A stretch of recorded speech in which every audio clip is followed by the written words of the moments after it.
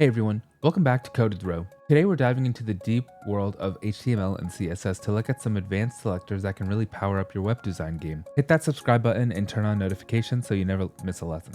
Let's get started. CSS selectors are fundamental to effectively styling your HTML. While most of us are familiar with the basic selectors like class ID and tags, today we're going to explore some advanced selectors that you might not use daily, but are incredibly powerful when you need them. So I'll go ahead and fill some information in my body tag. Don't forget you need to connect your CSS style sheet in your header. So I'll create a div class of a container, and in this container, just need to close that out. Inside this div, I'm going to add a p with a class of example, and this will say first paragraph, and then I'll have a p of a second paragraph, and then another p with a class of equal to example special, and I'll call this third paragraph. And then under my div, I'm just going to create an unordered list with 3 list items that says first item. And then this list will have a class of equal to active. And this one will be the second item. And then another one that says third item. And make sure that the unordered list is closed here.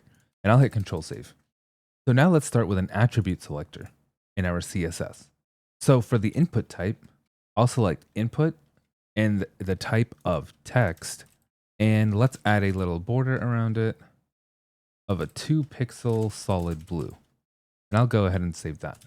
Next, we'll look at the child combinator, which is great for targeting elements that are direct children of specified elements. For example, to target only the direct p tag under our .container div.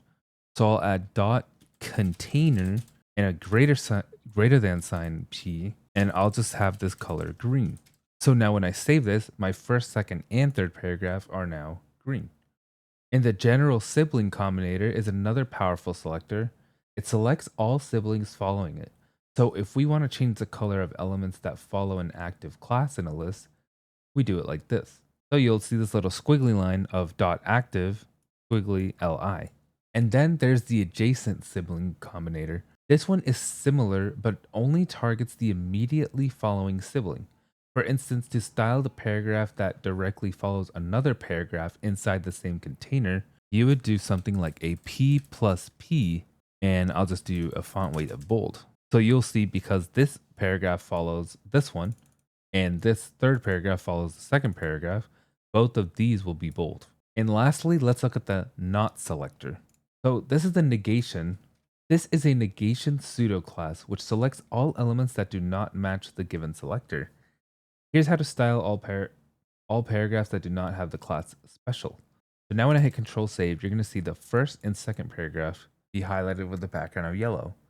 These selectors can help you write more precise and efficient styles, reducing the need for extra classes or potentially cumbersome JavaScript.